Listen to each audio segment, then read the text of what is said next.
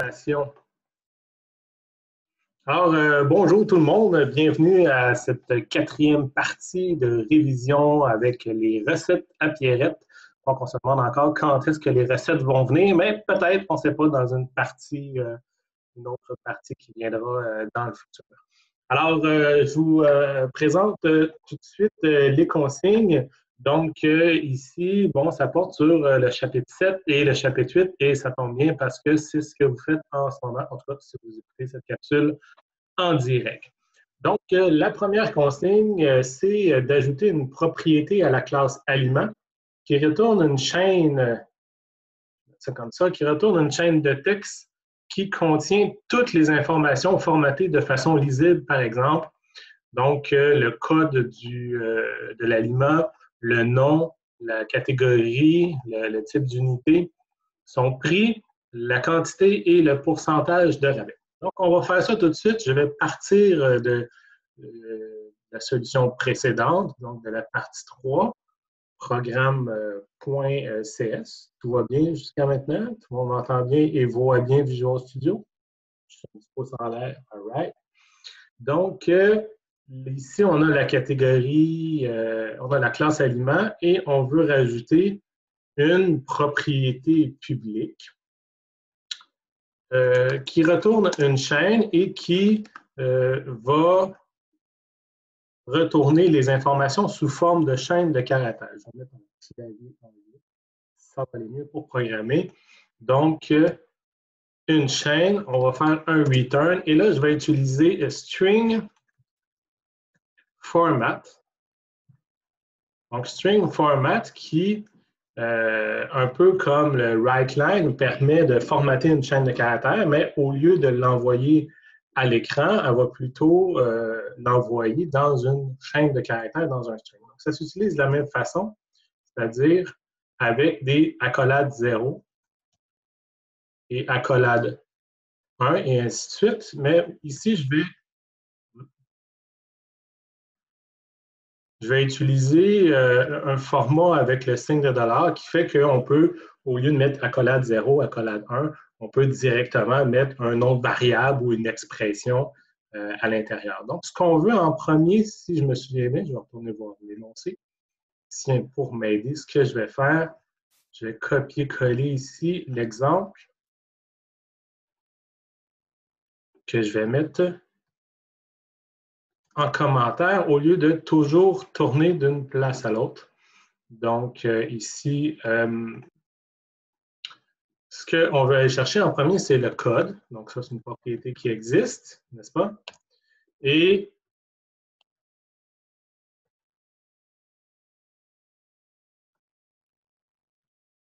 ensuite, on veut avoir le nom. Donc, ici, le nom est une propriété. On veut avoir par la suite les unités.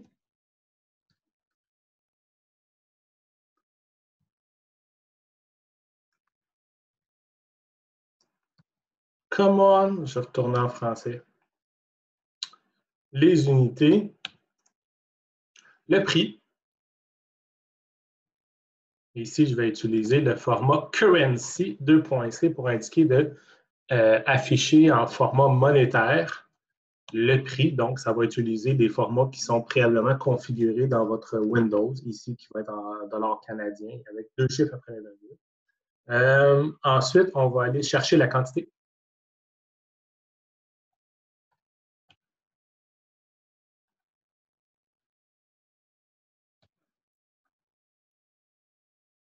Et finalement, le rabais.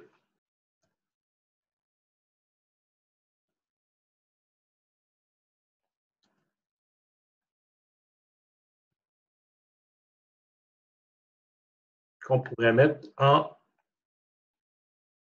accolade, bien évidemment, avec 1%. Ah tiens, on va multiplier par 100. Ça va être plus joli lors du format. Donc, public string chaîne. Okay, donc, qu'est-ce qu'il n'aime pas là-dedans?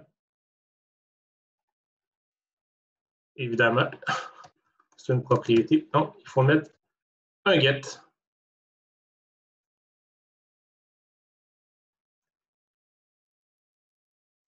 Donc, get.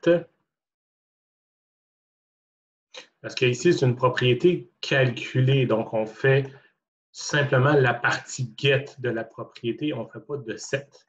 Donc, on retourne une chaîne de caractères. Et ici, bon, j'ai une erreur à unité. On va aller voir qu'est-ce qui se passe. Ici, c'est le type de données et non pas la propriété.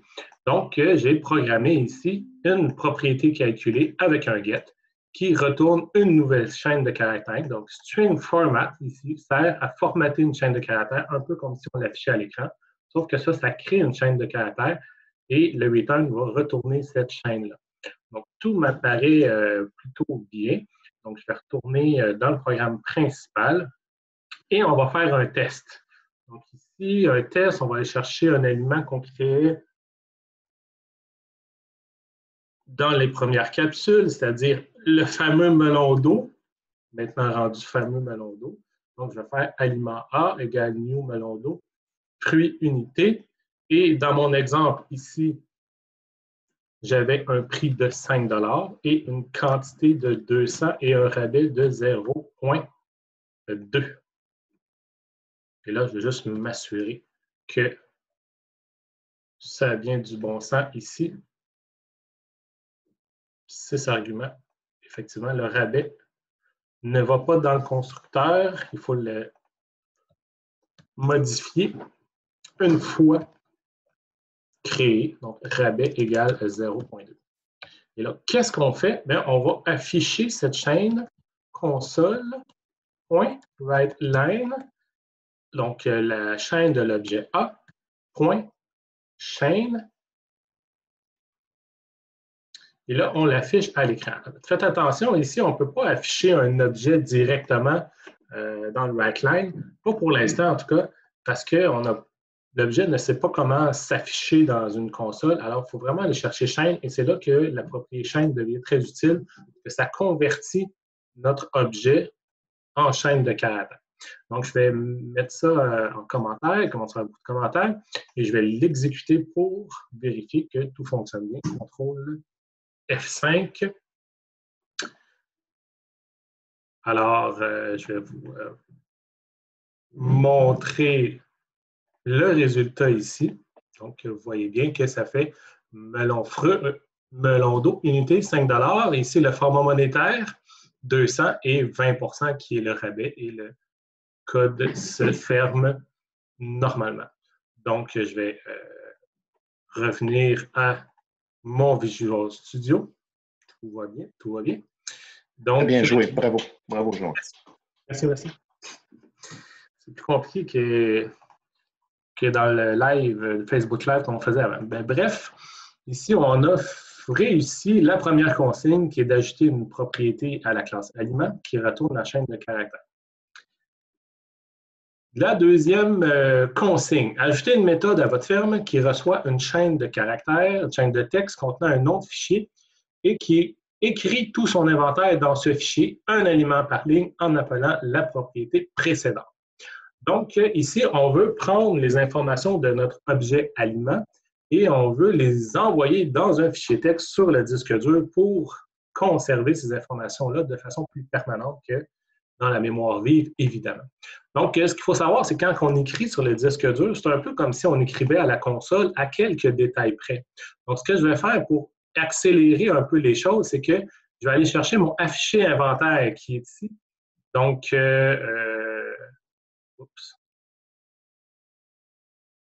afficher inventaire, plutôt afficher un aliment.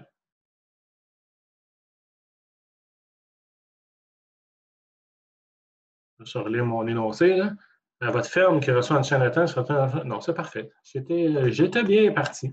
Donc, dans la ferme, on va aller chercher afficher inventaire. Et étant donné que cette méthode-là ici affiche l'inventaire à la console, on va le copier et on va partir de ça pour faire une autre méthode que je vais appeler afficher ou plutôt sauvegarder mon inventaire. sauvegarder. Et là, on me demande de mettre en paramètre un nom de fichier. Donc, on va sauvegarder l'inventaire dans un fichier texte.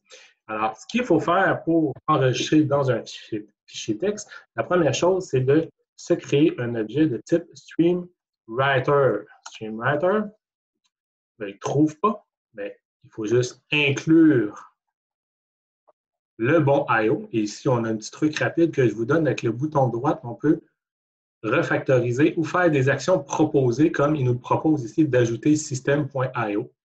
C'est magique, ça s'ajoute tout seul. SW égale new StreamWriter. Et là, on lui passe le nom du fichier.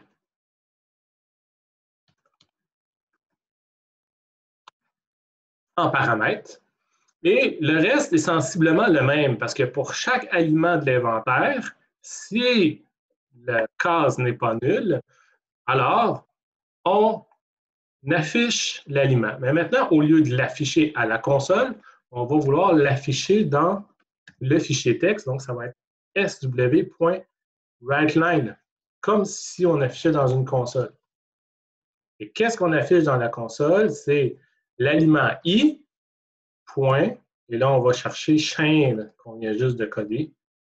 Donc, tout est dans tout, tout est bien pensé. C'est pour ça qu'on nous a fait coder la chaîne. C'est qu'on va aller chercher la propriété chaîne ici pour l'afficher dans le fichier. Évidemment, cette ligne-là n'a plus rapport. Et après ça, ben, il ne faut pas oublier de fermer le fichier parce que d'autres peuvent vouloir l'utiliser. Et même le programme, s'il veut rouvrir le fichier, ben, il faut qu'il soit été fermé avant de pouvoir le réouvrir. Donc, ne pas oublier de SW close. Donc ici, on a fait une belle fonction en quelques lignes, simplement. C'est vraiment facile de créer un fichier texte et d'enregistrer les informations dans le fichier texte. Ça s'utilise de la même façon qu'une console, sauf qu'il ne faut pas oublier de créer l'objet StreamWriter et de le fermer par la suite. Donc, on va aller essayer ça. On va recréer une ferme ici où on va récolter les différents aliments.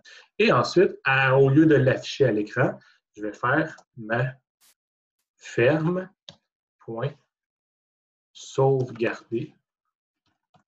Donc, dans un fichier texte, par exemple, ici, je pourrais l'appeler récolte.txt. Donc, on va vérifier si tout ça fonctionne. Donc, je l'exécute. Vous ne verrez pas la console, malheureusement. Mais, je vais vous montrer le fichier texte. Le fichier texte, on va le trouver dans l'endroit où a été exécuté le programme. Donc, dans debug ici, récolte.txt. Et là, je vais vous partager ça. Mon fichier texte récolte.txt. Alors, est-ce que vous voyez le résultat ici? Bon, oui, tout va bien. Aussi, optionnellement, on pourrait ajouter ce fichier-là dans les ressources du projet dans Visual Studio pour l'ouvrir là après. C'est vrai, on pourrait faire ça. Je vais revenir à Visual Studio. Donc, comment on pourrait faire ça? Je vais vous montrer ça. Donc, on retourne aux recettes. On peut aller ici, bouton droit, simplement. J'ai cliqué trop fort, bouton droite, ajouter un élément existant. Et là, on peut aller chercher ce fichier-là dans Debug ici, un fichier texte.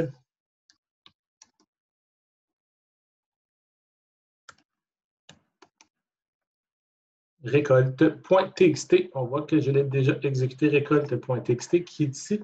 Bien vu, Étienne. Merci pour cette intervention. Fort à propos. Plaisir. Donc, voilà qui complète le deuxième élément de notre énoncé. Le troisième élément, on veut faire un peu l'inverse. Ajouter une méthode récolter texte à votre ferme qui fonctionne comme une méthode récolter, mais qui lie les informations sur les aliments d'un fichier dont le nom est passé en paramètre, plutôt que d'ajouter des éléments prédéfinis. Voici un exemple de fichier. Donc, finalement, c'est qu'on veut charger à partir d'un fichier texte des informations pour les envoyer dans notre ferme et dans chacun des aliments de la ferme. Donc, étant donné qu'on fait un enregistrement, on veut pouvoir aussi charger, donc il y a l'opération inverse. Par exemple, lorsqu'on débute le programme, on voudrait aller chercher des informations dans un fichier texte. Ici, le fichier est sous forme CSV, donc c'est un fichier texte sans aucun format particulier, sauf le fait que chacune des valeurs est séparée par des virgules et chaque enregistrement est sur chacune des lignes. Donc, finalement, on va avoir un fichier qui ressemble à ça ici. Donc, la première ligne, c'est un aliment. La deuxième ligne, c'est un autre aliment. Et dans chacune des lignes, on va diviser en 6 informations. Donc, la première information, ça va être le nom. La deuxième, la catégorie, l'unité, le prix, la quantité et le rabais. Donc, tout ça est séparé par des virgules. Donc, j'ai déjà créé ce fichier-là pour les besoins de la présentation qui est dans récolte.cv ici. Donc, ici, ça, c'est le fichier de départ que j'ai tapé manuellement, donc avec ces informations-là. Et là, on veut charger ces informations-là dans notre ferme. Alors, comment on va faire? Donc, on va créer une nouvelle méthode pour récolter. Donc, elle va s'appeler ici plutôt public void récolter texte, comme c'est demandé dans l'énoncé. On récolte à partir d'un fichier texte. Donc, le nom du fichier est passé en paramètre.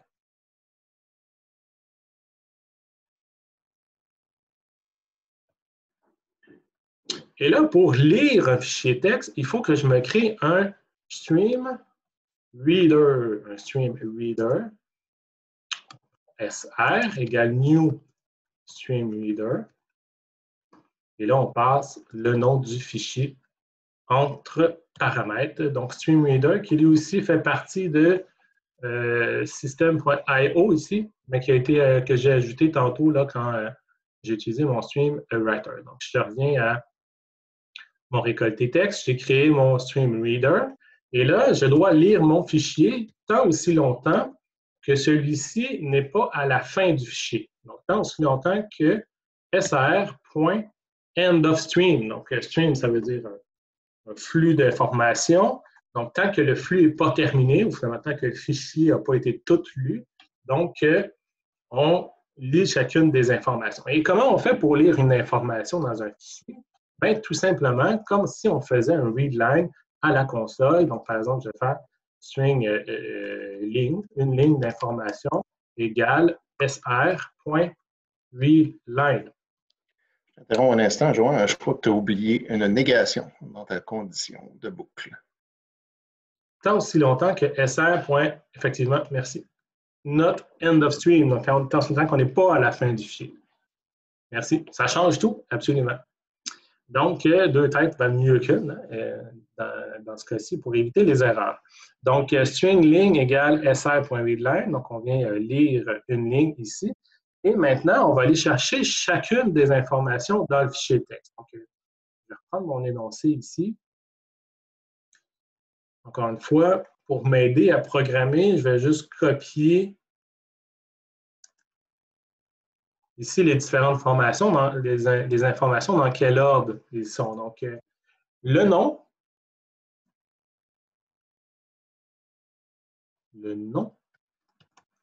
va être égal à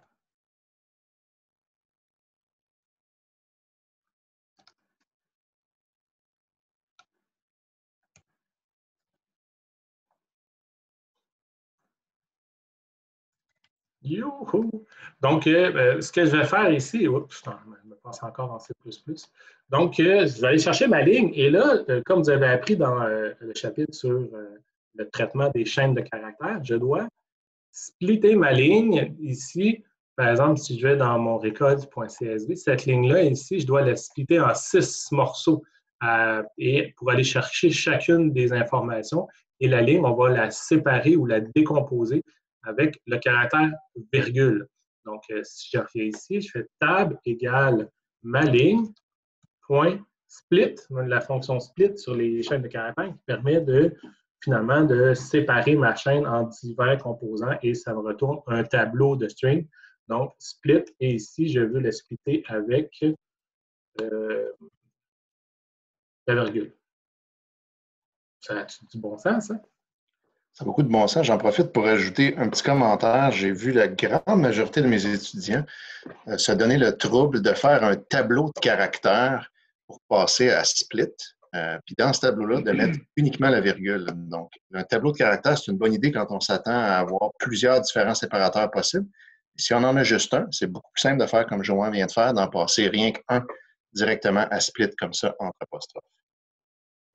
Oui, merci, bien dit. Il faut voir que la méthode split ici a plusieurs surcharges. Donc, c'est-à-dire qu'il y a plusieurs façons d'utiliser la split. Donc, il y en a 10 ici, façons différentes qu'on peut regarder en utilisant les petites flèches ici. Donc, une des façons, c'est de passer simplement un caractère. Donc, j'utilise la façon 2, si on veut, ou la surcharge numéro 2. Donc, ici, j'ai splitté ma ligne. Et là, je vais pouvoir aller décomposer en chacun des éléments. Donc ici, je vais aller chercher le nom qui va être égal à tab 0, parce que c'est le premier élément, hein, n'est-ce pas? Et ensuite, la catégorie. Donc, je vais me créer des variables temporaires pour l'instant. Ça va être plus pratique pour la suite. Catégorie. Catégorie. Donc, je vais aller chercher ici tab 1, qui va être la catégorie. Voilà. Mais tab 1 ici, il faut bien voir que c'est un string. Puis là, j'essaie de mettre un string dans une catégorie. Il n'aimera pas ça. C'est sûr qu'il n'aimera pas ça. Il faut le convertir ici en catégorie. Une façon de le faire, ça va être de convertir en premier en int.parse, comme vous connaissez très bien. Donc, on convertit notre chaîne de caractères en int et après ça, on va le reconvertir encore une fois en catégorie.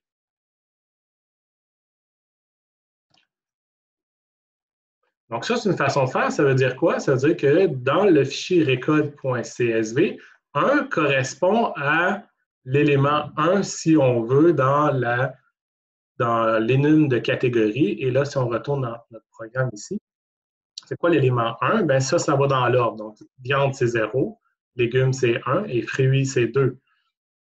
Donc, ici, 1, ça veut dire un légume. Donc, est-ce que j'ai bien un légume au départ? Non, ce n'est pas un légume. Par rapport à mon affaire.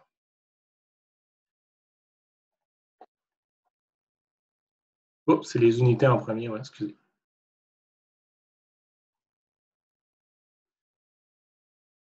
Non, catégorie 1.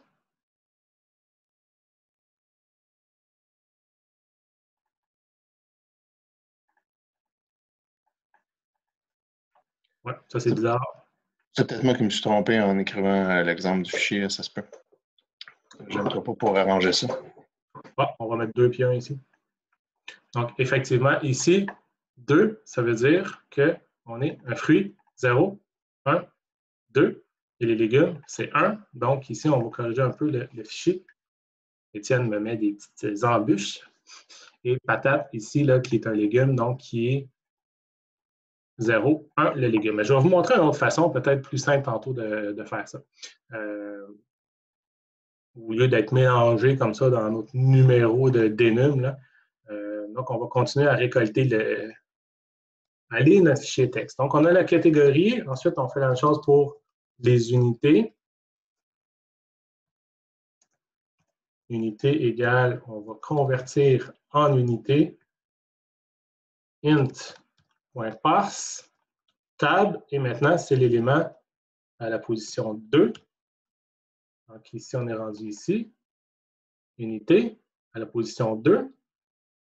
Pour le prix, ça va être un double.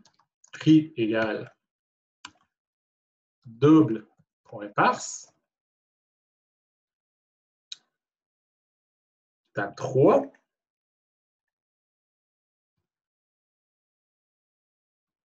J'ai la misère avec mes crochets en format anglais. Tab 3. Wow. de cette façon-là. Pour la quantité, on va aller chercher aussi la quantité à la position 4.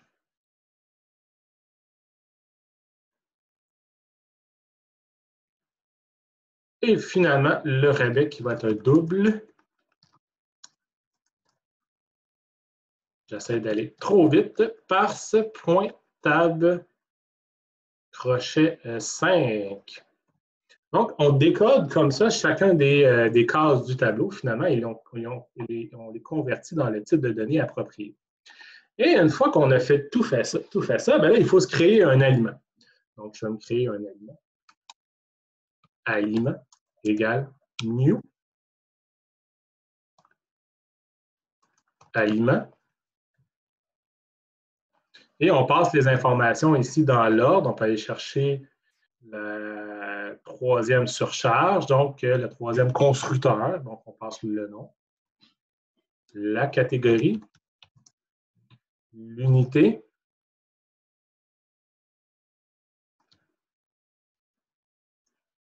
Le prix et la quantité.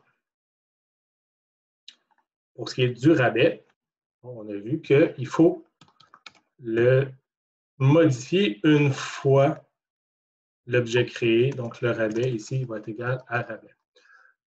Donc, j'ai créé un aliment et maintenant, je dois l'ajouter à l'inventaire. Donc, comment on fait pour l'ajouter à l'inventaire? Étienne a déjà programmé, en fait, cet algorithme-là ici, là, qui est pour... il faut trouver une place libre. Hein? Donc, on vérifie dans toutes les cases de l'inventaire. Dès qu'on a une place libre, ici, si l'inventaire est égal à nul, alors, on le met dans l'inventaire, on dit que c'est placé et on arrête. Donc, pour trouver une case vide, finalement, où on veut placer notre nouvel aliment. Alors, au lieu de faire du copier-coller, ce qui n'est pas bon, on ne fait jamais de copier-coller en programmation, on va plutôt généraliser cet algorithme-là en faisant une fonction privée. On peut faire une fonction privée, private bool, tiens, je vais mettre bool ici, ajouter aliment, dans lequel je vais lui passer un aliment en paramètre. Et lui, il va être responsable d'ajouter l'aliment. Finalement, ce code-là ici, je vais le déplacer dans une méthode privée, ajouter aliment.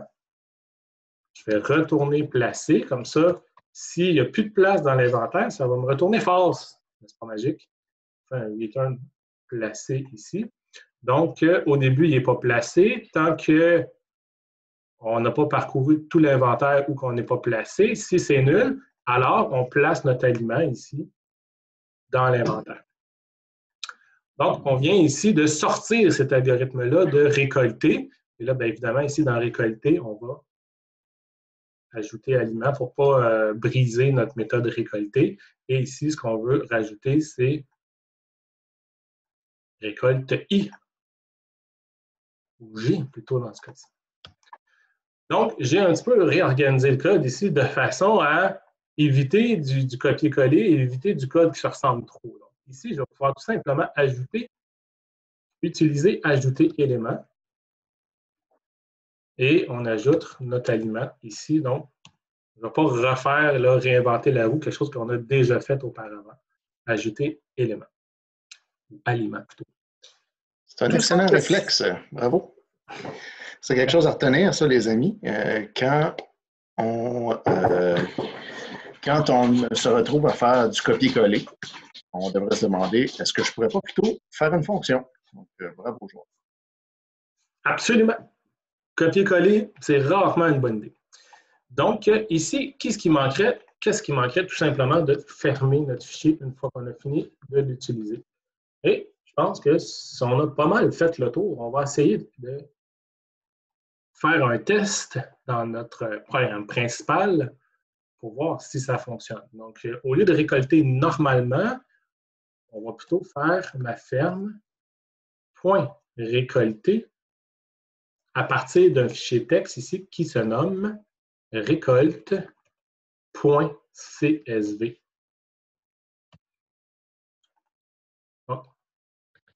Je vais juste vous dire, avant d'exécuter ça, que Ici, où est-ce qu'il va trouver ce fichier-là? Donc, où est-ce qu'il va le chercher? Il va le chercher toujours dans le répertoire d'exécution de mon programme. Mais le répertoire d'exécution, ce n'est pas, pas le répertoire de solution, ce n'est pas le répertoire de projet, c'est le répertoire dans lequel l'exécutable est situé, donc souvent un sous-répertoire de notre projet. Mais pour être sûr ici de ne jamais avoir d'erreur, ce qu'on fait, c'est qu'on a récolte.csv ici. Si je vais que j'ai mis dans le répertoire du projet. Mais pour toujours qu'il soit à la bonne place, on peut changer une propriété ici, récolte.cv. Donc, et on fait copier dans le répertoire de sortie. Sortie, c'est l'endroit où l'exécuteur va être copié pour être exécuté. Donc, on fait toujours copier ou encore, on peut même faire copier si plus récent. Donc, s'il y a eu une modification, le fichier CSV va s'en aller dans le répertoire de sortie. Et de cette façon-là, on est sûr que ça fonctionne toujours. Donc, peu importe à quel endroit on exécute notre solution. Donc, si j'essaye ça, CTRL F5, et pour voir que ça a marché, ben, je récolte le texte ou d'accord, mais après ça, je peux faire ma ferme, point, afficher. Inventaire. Donc, on lit à partir du fichier CSV et après ça, on l'affiche à la console. Donc, on va pouvoir voir de cette façon-là si tout fonctionne correctement. Donc, je fais CTRL F5, ça compile, ça l'exécute.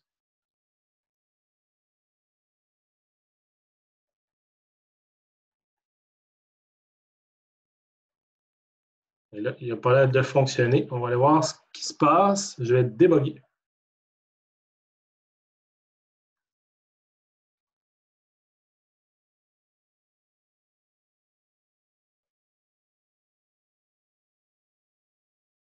Donc, il y a une erreur sur le prix. Donc, ici, il nous met une exception, format exception, input string was not in correct format. Qu'est-ce que c'est ça? Qu'est-ce que ça veut dire? Donc, on va aller voir le prix ici dans notre fichier CSV. Donc, on a le prix ici. Par exemple, juste regarder le prix est à quel endroit. Le prix est à la position 1, 2, 3, 4. Donc, on va dans récolte CSV, la position 1, 2, 3, 4, 0.0022. Donc, ça pose un problème parce que moi, ici, j'ai un Windows en français. Et si le Windows est en français, ça veut dire que tous les chiffres à virgule, comme le nom l'indique, ça, c'est encodé avec une virgule. Ou en fait, l'ordinateur s'attend qu'on entre des nombres avec des virgules. Et ici, il y a un nombre avec un point. Ça, c'est le format anglais. Si vous avez un Windows anglais, ça fonctionne bien. Mais ici, j'ai un Windows français, donc ça génère une exception. Donc, ce que je dois faire dans mon programme ici, avant de l'envoyer dans mon double.parse, je dois changer mon point par une virgule. Et encore une fois, on a vu ça. Comment faire? Je vais arrêter le débogage, arrêter le débogage. On a vu ça comment faire dans le chapitre sur les strings. Donc, on va remplacer finalement le point par une virgule. Donc, l'avantage, c'est que si je suis en anglais, bien,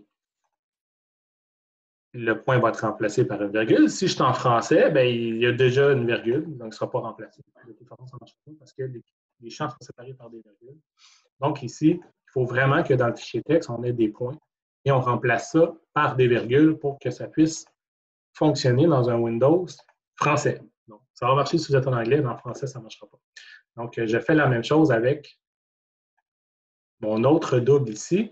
Donc, je prends ma chaîne de caractères ici qui contient le rabais. Je remplace le point par une virgule. Ça me donne une nouvelle chaîne de caractères et lui, je l'envoie dans double.parse. Donc, on va essayer ça de nouveau, voir si ça fonctionne mieux. C'est toujours une surprise à chaque fois. Donc, je vais vous partager ma console. Donc, vous voyez ici tout le monde la console. Donc, on voit bien qu'il a été capable d'aller chercher les différentes informations, de l'afficher à la console, melon d'eau, patate et bœuf haché ici, en fonction de la bonne catégorie et des bonnes unités.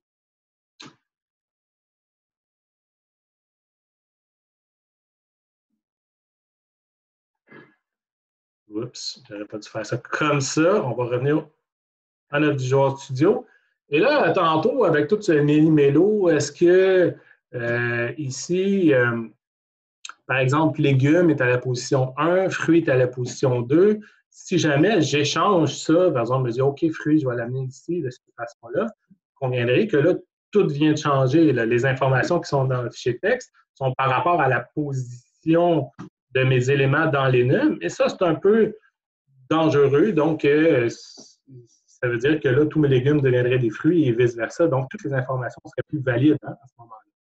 Donc, je vais vous montrer une autre façon de faire, c'est que au lieu de marquer ici 2 et 1 et 0, je vais marquer le nom directement. Donc, melon d'eau, ce sont des fruits. C'est un fruit.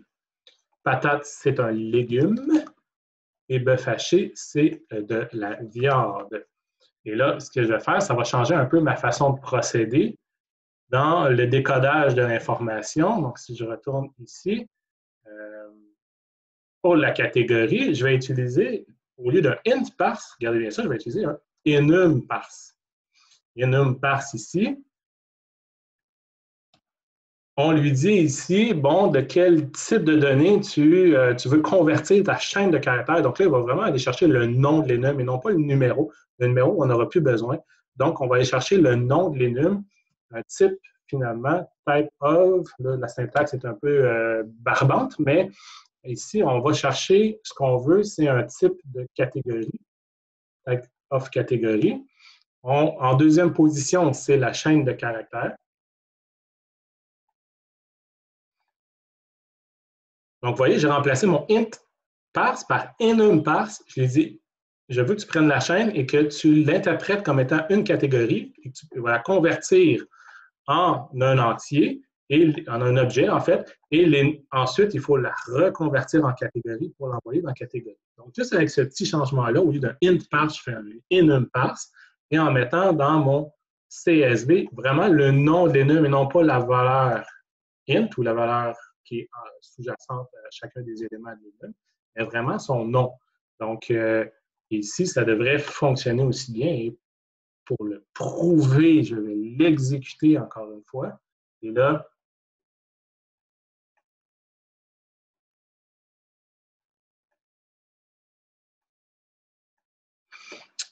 je vous partage mon résultat. New Share Console.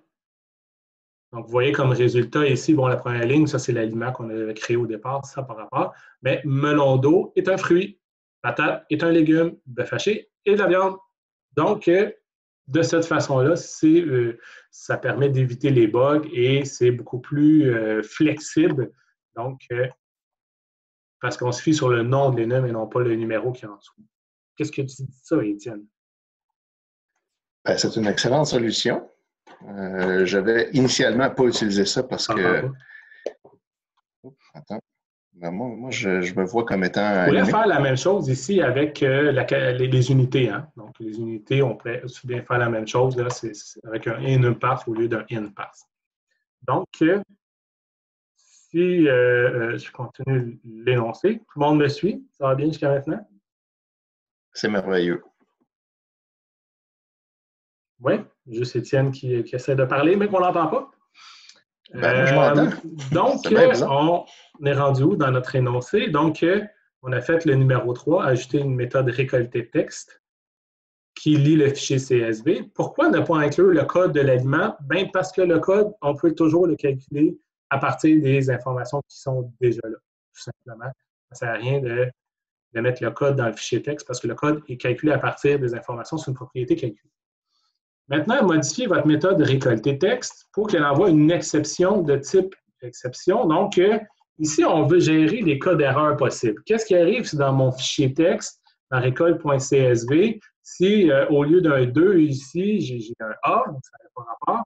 Qu'est-ce qui arrive si, par exemple, j'oublie une information à la fin, par exemple, le rabais? Qu'est-ce qui arrive si, toutes sortes d'erreurs qui peuvent arriver dans le fichier texte?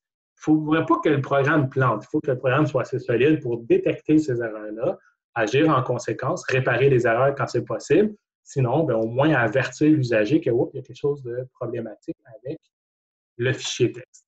Donc, ce qu'on va faire dans le programme.cs, La première erreur qui peut survenir, qu'est-ce qu'on nous dit? Une ligne ne contient pas le bon nombre de données. Donc, s'il y a trop de données ou pas assez de données sur une ligne, il faut détecter cette situation-là. Et là, ce qu'on va faire, finalement, comment on fait pour savoir il y a combien de données sur une ligne? Bien, c'est le nombre d'éléments de notre tableau ici qui va nous dire. Je vais faire quelque chose comme if tab.length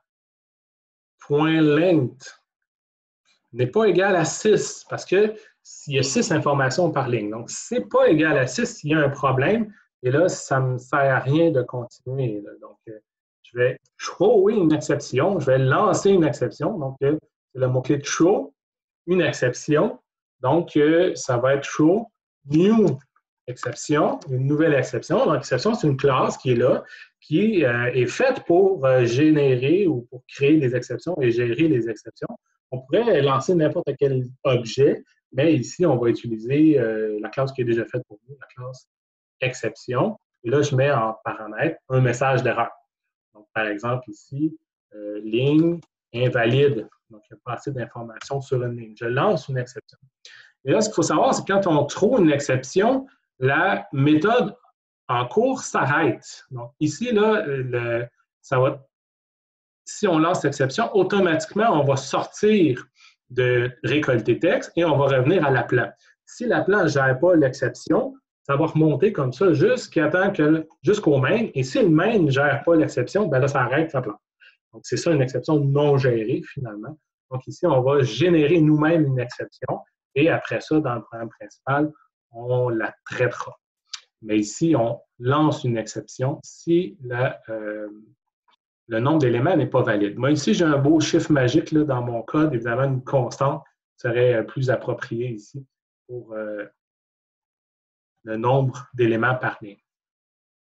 Quelle autre exception? Une des valeurs numériques ne contient pas un nombre valide. Une des valeurs numériques ne contient pas un nombre valide. Donc, si je retourne à mon code, par exemple, une valeur numérique, le prix. Donc, le prix, c'est une valeur numérique. Si le prix n'est pas valide, alors je dois lancer une exception. Donc, ce qu'il faut voir, c'est que lui, si la valeur n'est pas valide, comme on a vu tantôt, ça a lancé une exception parce qu'on avait un point au lieu d'une virgule. Maintenant, on veut nous-mêmes gérer l'exception, donc on ne veut pas que pass lance l'exception, on veut plutôt nous s'en occuper. Donc, ce qu'on va faire, c'est qu'on va faire ça en deux temps. Le premier temps, c'est qu'on va utiliser plutôt un try parse. Try et parse, la différence avec parse, c'est qu'on essaye de décoder. Si ça ne marche pas, on ne lance pas d'exception, mais on retourne un faux. On retourne un booléen, un bool ici que je vais appeler notre OK. Donc, s'il y a un problème, on va retrouver qu'un false dans OK, puis on va pouvoir gérer ça manuellement, puis il n'y aura pas d'exception lancée. C'est ça le try parse. On essaye de parser. Et là, étant donné que la valeur de retour est utilisée par ici le statut, en fait, à savoir si ça marche ou non, bien, il faut mettre la variable prix plutôt en paramètre ici pour indiquer que, OK, si ça marche, bien, mets le prix dans la variable prix ici ou mets le résultat de ta conversion de double dans le prix ici. Et il faut utiliser ce qu'on appelle un paramètre out.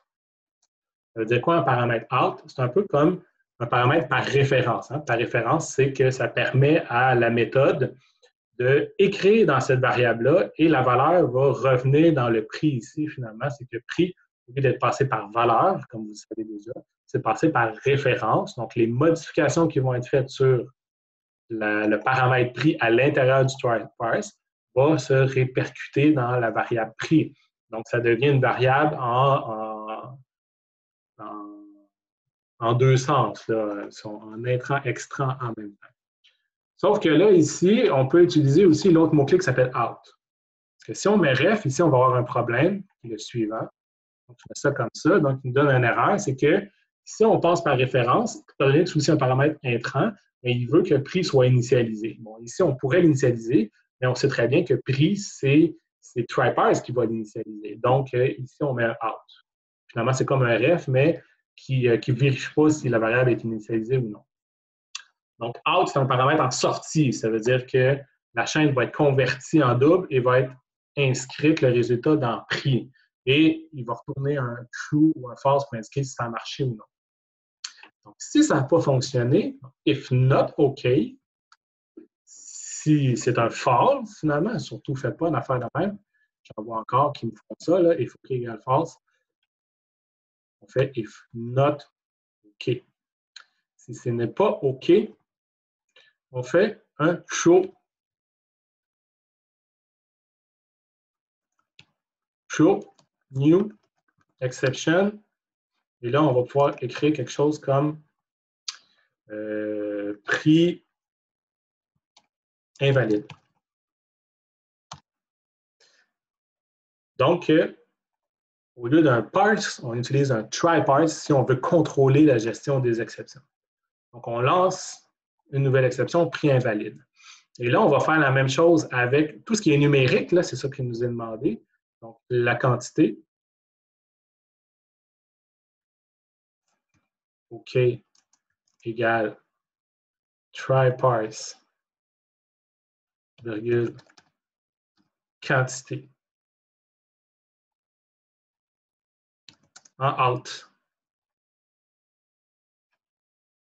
If not OK, show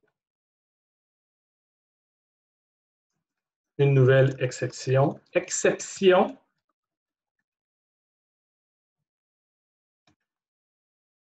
Et ici, ça va être quantité invalide de. As-tu de l'allure, ça? Ça a bien de l'allure. On fait la même chose avec le rabais. OK, égale double point try parse et out rabais. If not. OK. Show new exception.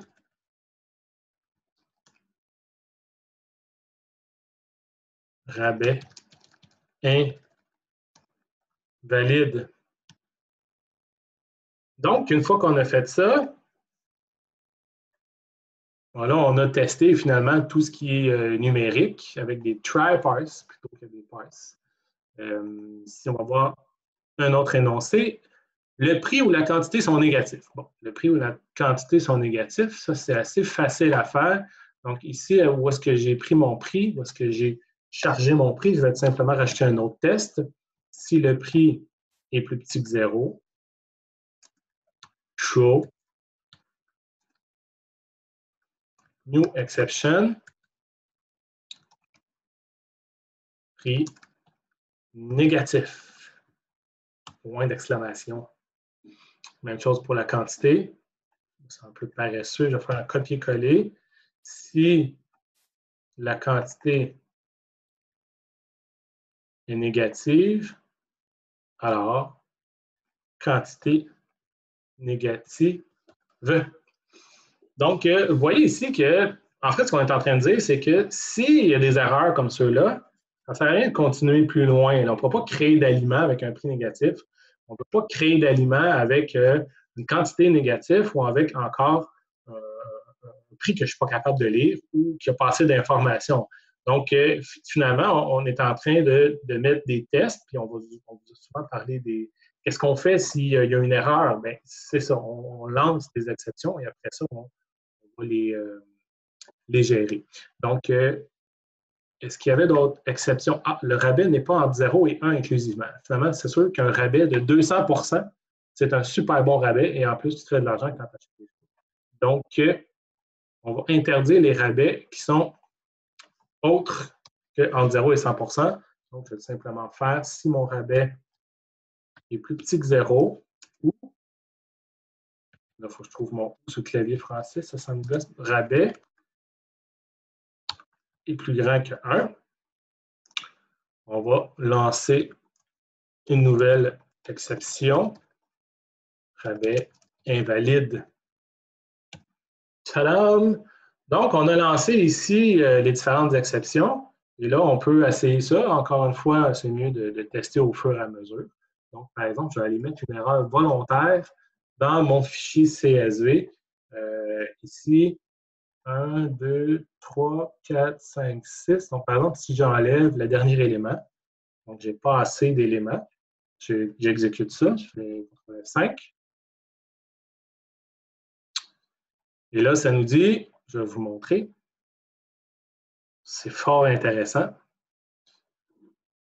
La console. Donc, vous voyez ici dans la console, qu'est-ce que ça me dit? Unhandled exception, non. Exception non gérée. Et ici, on a le message dans ma ligne invalide. Donc, et là, le programme s'arrête. Hein? Donc, étant donné qu'on a lancé une exception, évidemment, la ligne n'est pas valide, mais au lieu que ça plante plus loin, ça plante à la bonne place. C'est-à-dire, la ligne est invalide, j'arrête à partir de là. C'est mieux de planter des fois plutôt que de continuer tout croche. Donc, ici, on plante et on dit que la ligne est invalide. Je pourrais faire des tests pour chaque exception là, que je viens de créer, mais ça serait un peu long. Et donc, les exceptions vont être lancées pour toutes les énoncés ici. Donc, je vais juste revenir à mon Visual Studio. Donc, on a créé une exception pour tous ces cas-là. Donc, le programme va toujours planter si un de ces cas-là arrive. Maintenant, est-ce qu'on veut vraiment que ça plante? C'est ça la grande question. Si le melon d'eau, on n'est pas capable de le lire, est-ce qu'on ne peut pas essayer de récupérer un peu la situation, de dire, bon, quand il faut planter le programme, on ne peut pas avertir l'usager, puis après ça, continuer pareil, de dire, OK, on fait patates, légumes, on fait bœuf haché, et ainsi de suite. Donc, ce qu'on va faire, c'est qu'il faut gérer l'exception. Il faut l'attraper, l'exception, et je vais retourner ici dans mon programme.cs. Je vais remettre mon virgule 0 ici. Mon programme.cs. Et là, il faut bien séparer l'endroit où on lance des exceptions. Ici, c'est la ferme qui lance des exceptions, la classe ferme, et l'endroit où on gère les exceptions. Ça ne sert à rien de lancer une exception ici. Je lance une exception, puis la gérer tout de suite après. Ça ne sert à rien parce que l'exception, ça sert à avertir quelqu'un, à avertir le programme principal ici, dans ce cas-ci, qu'il y a quelque chose de bizarre avec cette méthode-là. Donc, dans le programme principal, ce que je vais faire, c'est que là, je sais que mon récolté texte ici peut lancer des exceptions. Donc, ça, c'est un code qui est dangereux, en guillemets, ou qui peut lancer des exceptions. Donc, on va l'essayer, faire un try. OK, j'essaye de récolter de lire mes informations, mais je ne suis pas sûr si ça va marcher. Donc, ici, je veux gérer les exceptions qui vont être lancées par récolter texte. Donc, j'entoure ça finalement d'un try. J'essaye de récolter et je vais attraper les exceptions avec un bloc catch. Catch, exception, je vais appeler par exemple E. Bon, E ici, c'est un nom de variable finalement. C'est comme si c'était un paramètre à catch. Donc, ce que ça veut dire, c'est que si récolter texte lance une exception, le programme principal va l'attraper et va la traiter. Bon, ici, comment on va la traiter? Ce ne sera pas très élaboré pour les fins de l'exemple, mais ce qu'on va faire, c'est on va tout simplement afficher le message à la console.writeLine. Et là, on va aller chercher la propriété de message.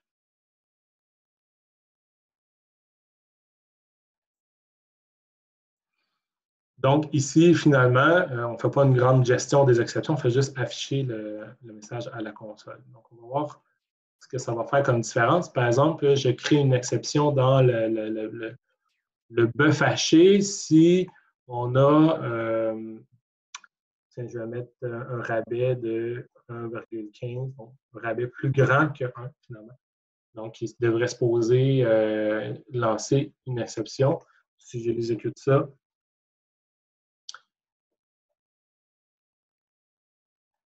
donc je vous montre ce que ça donne comme résultat. Donc, ici, on a le résultat finalement, c'est que rabais invalide, donc ça ici, on a indiqué que le dernier, finalement, on a un rabais invalide, donc il ne sera pas chargé, mais les autres vont quand même être chargés, donc melon d'eau et patates ici sont chargés. Donc, ça, c'est les premiers aliments dans notre fichier.